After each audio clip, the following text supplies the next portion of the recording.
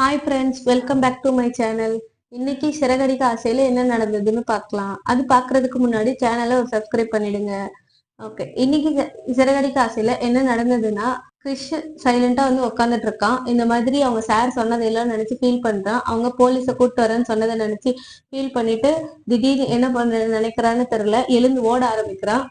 கேட்டை விட்டு எழுந்து வெளியே ஓடிடுறான். அப்போ வாட்ச்மேன் பார்த்து பிடிக்கிறாங்க. ஆனாலும் அவன் நிக்காம எழுந்து ஓடிக்கிட்டே இருக்கிறான். அந்த டைம்ல முத்து வந்துட்டு நேத்து ஒரு தாத்தாவை சவாரி ஏத்துக்கிட்டு வந்தாருல, அங்க டிராப் பண்ண போறாரு. டிராப் பண்ணிட்டு அந்த தாத்தா கிட்ட பேசிட்டு இருக்காரு. பரவாயில்ல சார், பொண்டாட்டி பேர் தெரியலனாலும் பொண்டாட்டி நல்லா சமாளிக்கிறீங்க அப்படின்னு சொல்லி பேசிட்டு அவர் அங்க டிராப் பண்ணிட்டாரு. டிராப் பண்ணும்போது அந்த வழியா கிறிஷ் வரான். கிறிஷ் வந்து ஒரு செகண்ட் அந்த கார் நம்பரை நோட் பண்றான். ஆனா அது முத்துவோட கார் தான். கிறிஷுக்கு தெரிஞ்சுதான் கிறிஷ் அங்க ஏறினானான்றது தெரியாது நமக்கு. ஆனா கிறிஷ் வந்துட்டு அந்த கார்ல டிக்கில ஏறிடுறான். முத்து அந்த லக்கேஜ் எல்லாம் எடுத்துட்டு போய் வீட்டுல வச்சுட்டு வந்து டிக்கில எதுவும் இல்லைன்ற வாக்குல டிக்கிய க்ளோஸ் பண்ணிட்டு கார் எடுத்துட்டு போயிடுறாங்க. அந்த டைம்ல அந்த க்ளோஸ் பண்ணிடுறாங்க. அப்போ அந்த வாட்ச்மேன் வந்து முத்துக்கிட்டே இந்த பக்கம் ஒரு சின்ன பையன் வந்தான் பாத்தீங்களா சார் அப்படின்னு கேட்கும்போது, நான் எதுவும் பார்க்கலப்பா சார் அப்படின்னு சொல்றாரு. சரின்னு சொல்லிட்டு முத்து அந்த கார் எடுத்துட்டு போயிடுறாரு. ஆனா முத்துக்கு தெரியாது அந்த கார்ல கிறிஷ் இருக்கிறான் அப்படின்றது. அதுக்கப்புறம் மீனாக்கு கால் பண்றாங்க. மீனாக்கு கால் பண்ணா எங்க இருக்கிற, இந்த மாதிரி மத்தியானம் சாப்பிட போலாம் அப்படின்னு சொல்றாங்க. மீனா ஒரு பூக்கடையில அவங்க ஃப்ரெண்டு கிட்ட நின்று பேசிட்டு இருக்காங்க. இந்த மாதிரி நாங்க மாசத்துக்கு ஒரு டைம் ஆச்சும் நாங்க போயிட்டு வெளியே சாப்பிடுவோம். வீட்டுல எங்களுக்கு டைமே இல்ல, 2 பேரும் உட்காந்து பேசிக்கிறது கூட டைம் இல்ல. வெளியே பூக்குன்னு வந்தேன்னா இங்க எனக்கு டைம் சரியா போயிடுது. வீட்டுக்கு போனா வீட்டு வேலை பாக்குறதுக்குமே எனக்கு வீட்டு வேலை செய்யறதுக்குமே எனக்கு டைம் சரியா இருக்கு. அவருக்கும் அதே மாதிரிதான் போயிட்டே இருக்குது. எங்கக்கா டைமே இல்ல. அதுதான் இந்த மாதிரி எப்பயாச்சும் ஒரு நாள் நாங்க வெளியே போய் சாப்பிடுவோம் அப்படின்னு சொல்றாங்க.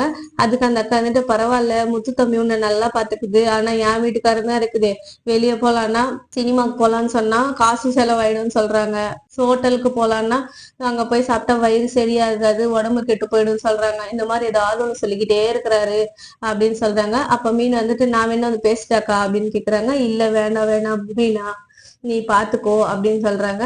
அப்போ மகேஸ்வரி ரோகிணிக்கு கால் பண்றாங்க. அப்போ ரோகிணி வந்து ஷோரூம்ல இருக்காங்க. இந்த மாதிரி மனோஜ் கேட்கிறாரு யாருன்னு சொல்லிட்டு, என் பாய் ஃப்ரெண்ட் மகேஷ்னு சொல்றாங்க. உடனே மகேஸ்வரி அப்படின்னு சொல்லிட்டு பேசிட்டு இருக்காங்க. பேசும்போது மகேஸ்வரி சொல்றாங்க, இந்த மாதிரி கிருஷி ஸ்கூல்ல காணோமா, இப்பதான் ஸ்கூல்ல இருந்து போன் பண்ணாங்க, என்ன பண்றதுன்னே தெரியல அப்படின்னு சொல்றாங்க. உடனே ரோகிணி வந்துட்டு, என்னது கிருஷி ஸ்கூல்ல இருந்து காணோமா அப்படின்னு சொல்லி ஷாக் ஆயிட்டு, சரி நான் வரேன் அப்படின்னு சொல்றாங்க. சொல்லிட்டு மனோஜ் கிட்ட வராங்க. மனோஜ் கிட்ட வந்து, இந்த மாதிரி ஒரு கிளைண்ட் கிட்ட பேசின கிளைண்ட் வந்துட்டு என்ன கூப்பிட்டு இருக்காங்க, அவசரமா ஒரு பெரிய ஒர்க் அது நான் இப்பவே போகணும் அப்படின்னு சொல்றாங்க. மகேஸ்வரி கிட்ட தானே பேசிட்டு இருந்தேன் அப்படின்னாங்க. இல்ல செகண்ட் கால்ல வந்தாங்க, நான் பெரிய ஒர்க் மனோஜ், அது நான் போயிட்டு வந்து சொல்றேன் அப்படின்னு சொல்றாங்க. அப்ப அவங்க வந்துட்டு, உன்னை விட்டுட்டு மனோஜ் வந்துட்டு, உன்னை விட்டுட்டு தான் நான் டீலரை பார்க்க போலான்னு நினைச்சேன் அப்படின்னு. டீலரை எப்ப வேணாலும் பார்க்கலாம், ஆனா இந்த கிளைண்ட் போயிட்டாங்கன்னா எனக்கு வர மாட்டாங்க அப்படின்னு சொல்லிட்டு இந்த ரோகிணியும் கிளம்பி போயிடுறாங்க.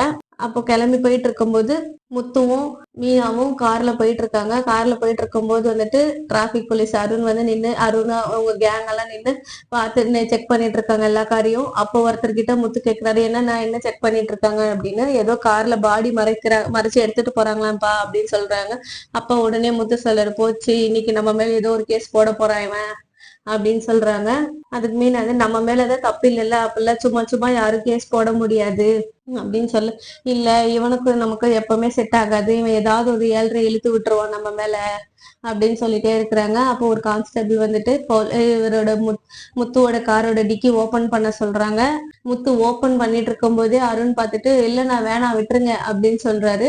அப்ப சரி ஓகே தம்பி நீங்க போலாம் அப்படின்னு சொல்லும்போது, உடனே முத்து வந்துட்டு, என்ன அது அதிசயமா இருக்கு, நம்ம காரை செக் பண்ணாம விட்டானே, ஒண்ணுமே இல்லைனாலும் வேணும்னே நம்மளை செக் பண்ணுவான், இன்னைக்கு எப்படி விட்டுட்டான் அப்படின்னு சொல்லி யோசிச்சுக்கிட்டு ஒரு சொல்லும் போது, இல்லைங்க காலையில தானே பிரச்சனை எல்லாம் நடந்துச்சு, சரி சமாதானமா போயிடலாம்னு யோசிப்பாரு அப்படின்னு மீனா சொல்ல. அப்பெல்லாம் கிடையாது, இவன் வந்து அந்த எவ்வளவு சீக்கிரத்துல திருந்துறவெல்லாம் கிடையாது. அவன் புலி பதுங்குதுன்னா பாயறதுக்குன்னு அர்த்தம். அவன் எதனாலதான் ஏதோ ஒண்ணு பதுங்குறான். சரி நடக்கட்டும், என்ன நடக்குதோ பாப்போம். என் காரை நான் செக் பண்ணுங்க, நான் தான் நேர்மையானவன, நீங்க செக் பண்ணாதான் நான் போவேன் அப்படின்னு சொல்லும்போது, சும்மா வீண் வம்பு பண்ணாதீங்க வாங்க போலாம் அப்படின்னு சொல்றாங்க மீனா. சரின்னு சொல்லிட்டு கிளம்பி போயிடுறாங்க. அந்த டைம்ல மகேஸ்வரி ஸ்கூலுக்கு வந்துடுறாங்க. ஸ்கூலுக்கு வந்து அந்த மேனேஜர் கிட்ட பேசிட்டு இருக்கும்போது, இந்த மாதிரி ஒரு குழந்தைய கூட ஒழுங்கா பாத்துக்க மாட்டீங்களா அப்படின்னு சொல்லும்போது, அவங்க வந்து சொல்றாங்க, எல்லாரும் மாதிரியும் கிடையாதுங்க கிறிஷ் வந்துட்டு, இங்க எல்லாருமே பேரண்ட்ஸ் எல்லாம் அந்த பசங்க வந்துட்டு வாரம் வாரம் பாப்பாங்க செய்வாங்க. இருந்தாங்க. ஆனா கிறிஷை பார்க்க யாருமே வரல, செய்யல. அதுவே அவனுக்கு ஏக்கமா இருந்தது. இன்னொன்னு கிறிஷுக்கு இங்க இருக்கவே பிடிக்கல.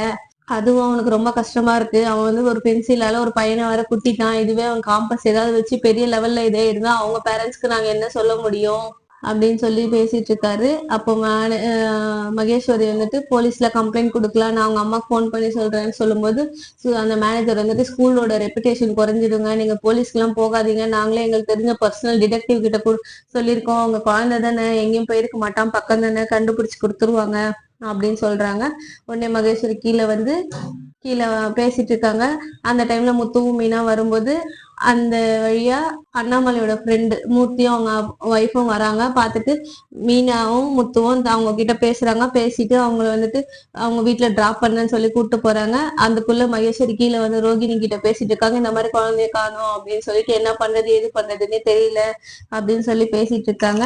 பேசும்போது ரோகிணி இருந்துட்டு அவனுக்கு மீனோட நம்பர் தெரியும், அவன் மீனாவும் முத்துவையும் தேடிதான் போயிருப்பான் அப்படின்னு சொல்றாங்க. அதுக்கு மகேஸ்வரி இருந்துட்டு இல்ல, அவனுக்கு உங்க வீட்டு அட்ரஸே ஒழுங்கா தெரியாதுன்னு சொல்லும் போது ரோஜு முத்துவையும் மீனாவை மட்டும் எப்படி தெரியும் அப்படின்னு, இல்ல மீனாவோட நம்பர் எல்லாம் இவனுக்கு கிறிஷுக்கு தெரியும், அவன் அவங்கள தேடிதான் போவான், நான் மீனாக்கு போன் பண்ணி பாக்கட்டுமா அப்படின்னு கேக்குறாங்க.